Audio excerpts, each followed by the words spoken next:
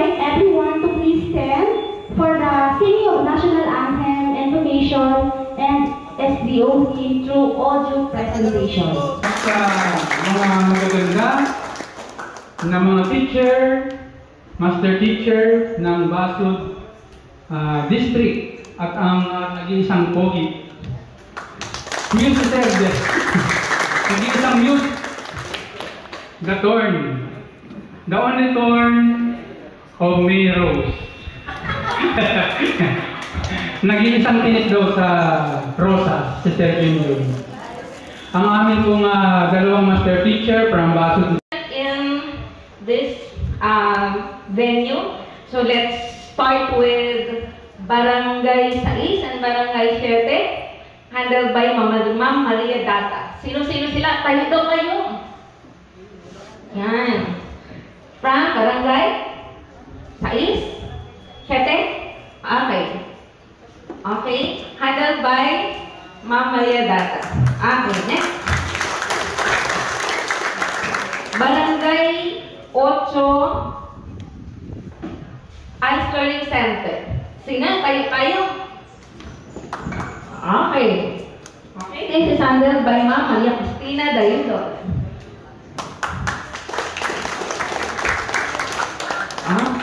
Gitna daw para makita ang beauty. Okay, next is from Barangay 4. Sino ang galing sa Barangay 4? Yan, ang mga taga Mantagbak. Handled by Ma'am Kandat Puson. Yan, kita na. Kung alin. Yan, baka. Okay. From Alumihaw Alice Learning Center. Alumihaw. Okay, handled by Ma'am Maria Noemi Lauraya. Okay, from Lagon CLC.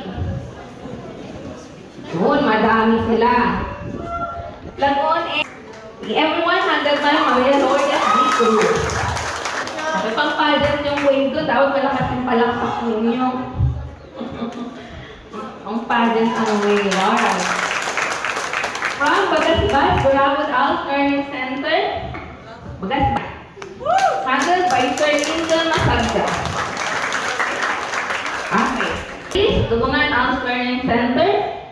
Sige. From Dugungan by yours truly, Ma'am Emeline Risuela. Okay. So, ito po ang mga nakahanda para sa revalid na nila para sa kanilang interview, written and writing and oral reading. Okay. So for the revalid team naman po tayo, para makilala ninyo lahat ng mga nasa harapan ninyo at lahat ng pwedeng makapalad ninyo ngayong umaga. And one of these persons ang pwedeng makausap ninyo para sa interview. Okay, let's start with the team. Team leader, our X1, Ma'am Lourdes B. Esquera.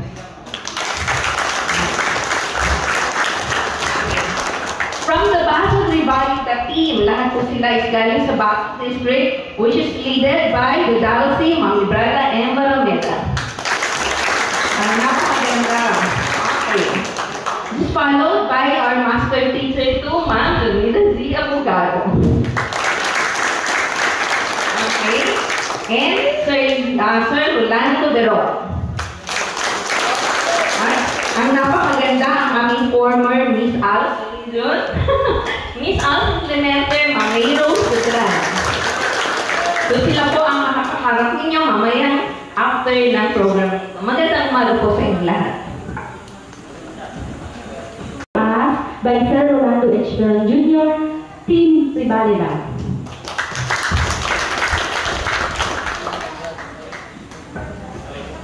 Good morning. Good morning. Baga panghanda ng maray So our Rivalida will be having two parts. First part is the proficiency test for English and Filipino. And the second part is interview. Then, along with the interview and written test, mayroon kayong guest for your career guidance. So, bago pala yun, napansin nyo kanina hindi kami naglagay ng kamay sa aming dibdib, ano? Kasi naghahanap kami ng bandila. Wala namang bandila. So, pero tama din yung ginawa ninyo to show patriotism to our beloved country. Ano? So, back to the Revalida. So, sa English Proficiency Test, masyadong malakas ang buhok.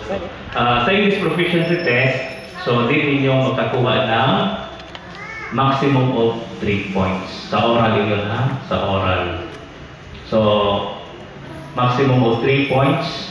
At sa Filipino, maximum of 3 points also.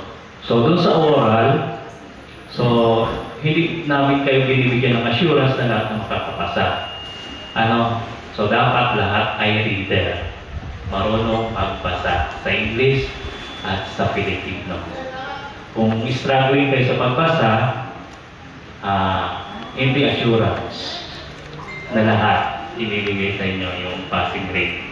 So, at least dapat sa oral, wala kayong mababa sa 2 points. Ano? Ang maximum ay 3. Pero hindi kayo bababa sa 2 points. Then also, sa written test, English at Filipino, may bibigay sa inyo na reading material. Ano? May bibigay sa inyo reading material in English and in Filipino. Then, mayroon doon questions sa baba. Yun ang sasagutan ninyo. Ano? So, ang sagot ay naandun din sa babasahin ninyo. Depende na lang kung paano ninyo maintindihan yung binasa ninyo. Okay? So, ang maximum points na written test ay 3 points at ang minimum ay 2 points. Pero wala dapat kayong mababa sa 2 points para pumasa. So, overall, for proficiency test, dapat ang maximum points na makuha ninyo ay 12 points at ang minimum points ay 10 points. Nakuha ninyo? So, halimbawa, sa written test, 2 kayo. Dapat yung sa oral nyo ay makuha nyo ay maximum na 3 points para maka-minimum of 10 points kayo. Okay? Then, after the oral and written proficiency test, magkakaroon na kayo ng career guidance na bibigay sa inyo ni Ma'am Joelyn Apolinario, senior high school teacher of Moreno Integrated School. So, after which, mag-iisa-isa na kami for interview. So, sa interview naman, dapat hawak nyo na yung portfolio ninyo, then yung reading material na binigay sa inyo. Ano? So, ano na lang kami kung saan kami magpapwesto. So, sa interview, the maximum points is 5 points. So, may 5 questions. So, ibig sabihin sa 5 questions, at least, ma-perfect ninyo for 5 points. And the minimum points niyan ay 4 points. So, dapat hindi kayo bababa sa 4 points para makapagpasa. So, lalo kayo kinabahan? So, relax lang. Ano? So, sabi ni Sir Linton, mababait daw kami. Pero huwag kang katiwala, sir. So, nandito kami para, sabi ba na doon sa ano? Sabi doon sa prayer. So, nandito kami para tumulong. Ano? Tulungan kayo. So, wala naman doon. Ano yun? Life is not a pointless venture. Eternity is for sure. So, ibig sabihin, dito tayo doon lang. So, meron pa tayong patutunguhan. Ano? So, with that, our good luck sa inyong lahat. Ano? Nasaan na? Okay, teachers, dito muna po tayo magpo-photo op. Mamaya na po ang distribution yan kasi magkakaroon pa naman tayo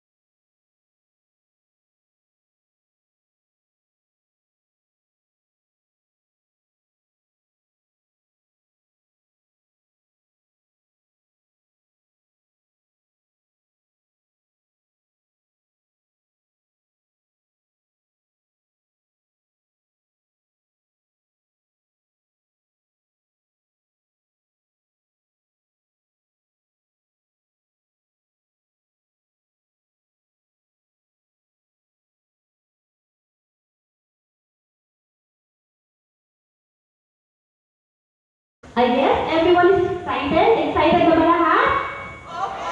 Wow! Yan ang energy na gusto ko. Lalo na parang ine-interview na kayo mamaya. Okay? Isa pa nga. Excited na ba lahat? Yes, Okay. So to start our program, may I invite everyone to please stand for the singing of National Anthem, Information, and SDOC through audio presentation. Sa mga magaganda na mga teacher, master teacher ng Basud District at ang nag-iisang pogi. Muse Serge. Nag-iisang muse. The Thorn. The only thorn of May Rose. Nag-iisang tinik daw sa Rosas, si Sergio yun. Ang amin pong dalawang master teacher from Basud In this venue, so let's start with Barangay 6 and Barangay 7, handled by Ma'am Maria Data. Sino-sino sila? Tayo daw kayo. Yan. From Barangay 6, 7, okay. Okay, handled by Ma'am Maria Data. Okay, next. Barangay 8, Ice Learning Center. Sino? Kayo? Okay.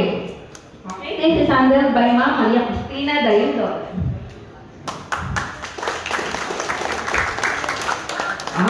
Gitna-gitna daw para makikita ang beauty.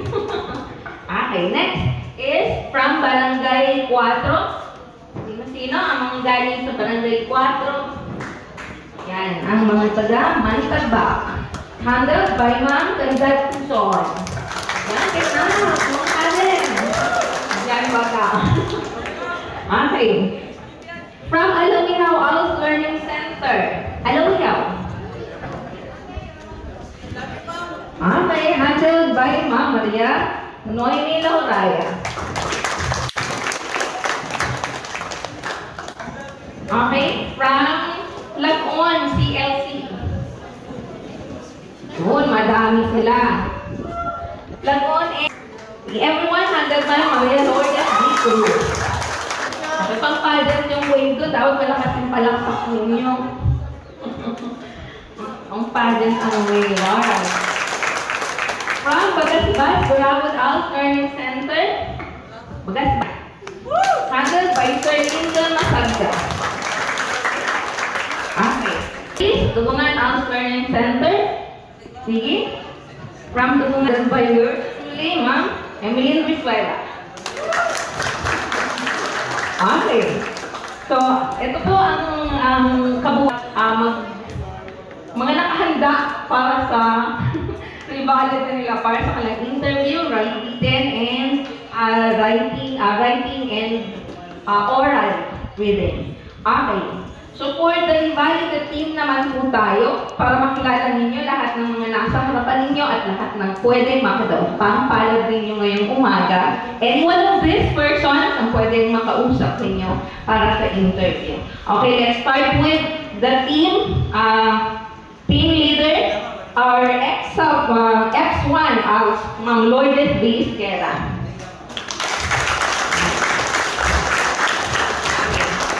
From the Basud Rivalita team, lahat po sila is galing sa Basud District, which is led by the Dalsi, Ma'am Ibrada M. Barameda.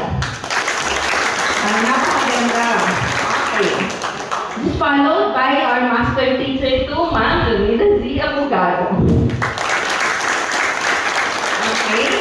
And Sir Rolando Berot. Ang napakaganda ang aming former Miss Al. Miss Al Implementer, Ma'am Rose Gudran. So sila po ang makakaharap ninyo mamaya after ng program. Magandang umaga po sa inyo lahat.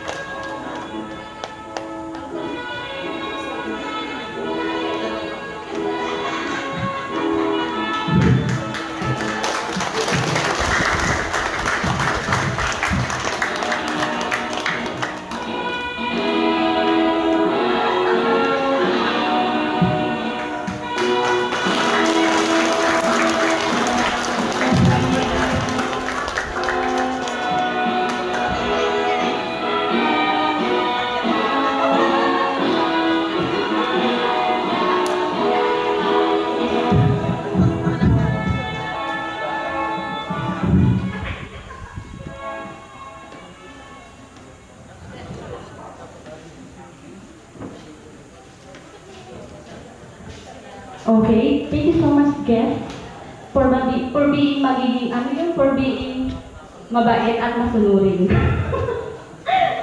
Thank you so much. So, that's the reward for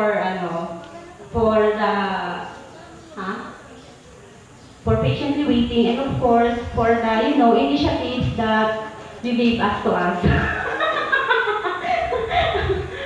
Alam niyo na yun. Okay, so, also a reminder, especially to the learners, kayo yun, our learners, na mag-participate, okay? To participate in our activity on our program today. Okay? Maasahan ba yun?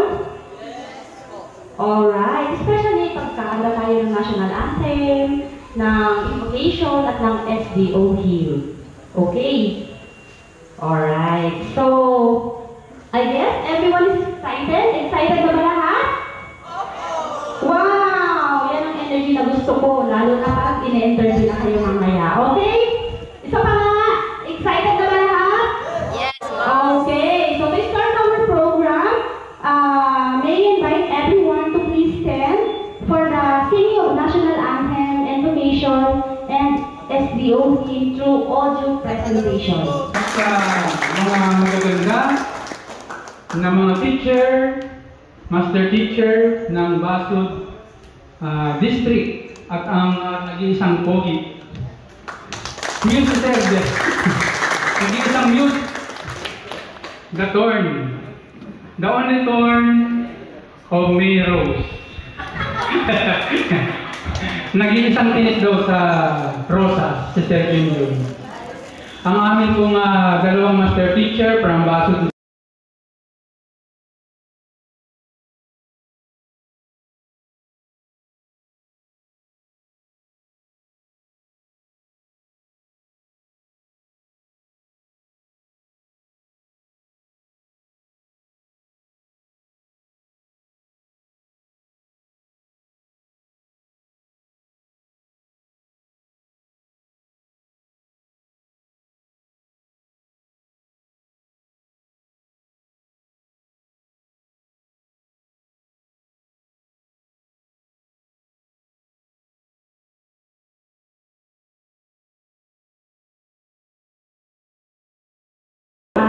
by Sir Rolando H. Bell Jr., Team Rivalidad.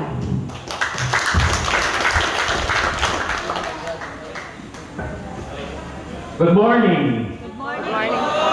Baga panghanda ng maray, So our Rivalida will be having two parts. First part is the proficiency test for English and Filipino. And the second part is interview. Then, along with the interview and written test, mayroon kayong guest for your career guidance. So, bago pala yun, napansin nyo kanina hindi kami naglagay ng kamay sa aming dibdib, kasi naghahanap kami ng bandila. Wala namang bandila. So, pero tama din yung ginawa ninyo to show patriotism to our beloved country. So, back to the Rivalida. So, sa English proficiency test, masyadong malakas ang boses.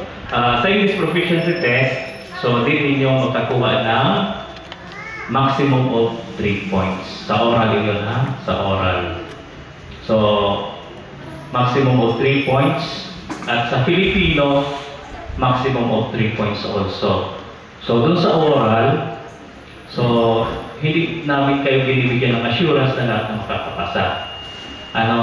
So, dapat lahat ay reader. Marunong magbasa sa English at sa Filipino. Kung struggling kayo sa pagbasa, hindi assurance na lahat ibibigay sa inyo yung passing grade. So, at least dapat sa oral, wala kayong mababa sa 2 points. Ang maximum ay 3, pero hindi kayo bababa sa 2 points. Then also, sa written test, English at Filipino, may bibigay sa inyo na reading material. May bibigay sa inyo reading material in English and in Filipino. Then mayroon doon questions sa baba.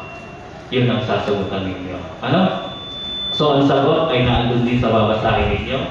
Depende na lang kung paano ninyo maintindihan yung binasa ninyo. Okay? So, ang maximum points sa written test ay 3 points at ang minimum ay 2 points. Pero wala dapat kayong mababa sa 2 points para pumasa. So, overall, for proficiency test, dapat ang maximum points na makuha ninyo ay 12 points at ang minimum points ay 10 points. Nakuha ninyo? So, halimbawa, sa written test, 2-2 kayo. Dapat yung sa oral nyo ay makuha nyo ay maximum na 3 points para maka-minimum of 10 points kayo. Okay? Then, after the oral and written proficiency test, magkakaroon na kayo ng career guidance na bibigay sa inyo ni Ma'am Joelyn Apolinario, senior high school teacher of Moreno Integrated School. So, after which, mag-iisa-isa na kami for interview. So, sa interview naman, dapat hawak nyo na yung portfolio ninyo, then yung reading material na binigay sa inyo. Ano? So, ano na lang kami kung saan kami magpapwesto. So, sa interview, the maximum points is 5 points. So, may 5 questions. So, ibig sabihin sa 5 questions, at least, ma-perfect ninyo for 5 points. And the minimum points niyan ay 4 points.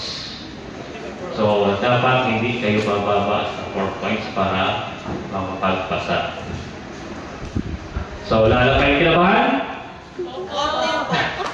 So, relax lang. Ano? So, sabi ni Sir Linton, mababait daw kami. Pero huwag katiwala, sir. So, nandito kami para, sabi doon sa prayer, so, nandito kami para tumulong. Ano? Tulungan kayo. So, wala naman doon. Ano yun? Life is not a pointless venture. Eternity is for sure. So, ibig sabihin, hindi lang tayo doon lang. So, meron pa tayong patutunguhan. Ano? So, with that, our good luck sa inyong lahat. Ano? Nasaan na? Okay, teachers, dito muna po tayo mag-photo op. Mamaya na po distribution yan kasi magkakaroon pa naman tayo. Napakaraming dahilan kung bakit na hindi kayo maaaring pumasok ng formal, ng araw-araw katulad ng mga regular. Kaya siguro may nakapagsabi sa akin na itatayo na yung pan, nagbibidig na yata, itatayo na yung building dito sa Dael Elementary School. Kaya siguro marami naman kayo dito sa Dael Elementary School. At kung makakuha ng magandang daan doon, para eksakto na doon, hindi na pabalik-balik dito sa gate. Kasi pwede naman pala doon yung may daan doon. Kasi bukas na doon. Alam mo? So, si Manny Pacquiao ay nakapagtapos sa ALS. Kasi napakaganda ninyo sa ALS. Ewan ko kayo na kapag kayo nakakuha ng certificate, hindi lang principal o superintendent ang nakaperma. Ewan ko ngayon kung secretary pa rin. So kaya mga kabataan, mga mag-aaral ng ALS, huwag kayong susuko hanggang sa makapag-graduate kayo. Noon sa Parsali, meron ako doon pinag-establish na ALS Center, kaya lang hindi nag-prosper kasi during that time ay nagkaroon ng problema. So, ano man po ang inyong mga ginagawa, tuloy-tuloy ang inyong pag-aaral sa ALS. Sapagkat naandito magsipag ang mga teacher sa ALS. At parang lumalago nga ang ALS. Siguro, pagdating ng araw, may invade na ng ALS ang regular na education. Gusto siguro ng lahat sa ALS na lang eskwela, mag-aaral. Wala na mababawasan na yung regular. Kasi ang sasabihin, hey mama, papa, saalas ka lang ako. Kasi kahit magtulog-tulog muna ako hanggang Lunes hanggang Biyernes, Sabado na lang ako makapasok, ma-overtime na lang ako. Pero sana hindi gano'n ang mangyari. Sapagkat talagang ang gusto naman talaga ng araw, madam, sir, yung ALS, mabawasan, maipunta sa regular, makapagpunta kayo sa regular. Kaya lang talagang hindi na nangyayari. Ang realidad, lalong dumadami ang enrollment sa ALS. At kasi maraming nahihikayat na magpatuloy ng pag-aaral. Kasi ang edukasyon, alam mo yan ay kayamanan na hindi kailanman makukuha sa atin. Kaya ang sabi dito sa Diet Elementary School, pag sinabing ALS, laging open ang Diet Elementary School. Kasi lagi kong naaalala ni ating Rudy sa All-Star. O si Ma'am Lucino, lagi nang masaya, lagi nang active. Kaya nung wala siya sa ALS, laging parang lagi nagkakasakit. Kasi nakakontrol lang sa loob. Pero ngayon, merry-go-round na siya. Ang dami pati mga innovation niya sa baso. Okay. Thank you so much. Magandang umaga sa kanilang lahat. Kasi mamaya ay producer ng Diet Elementary School.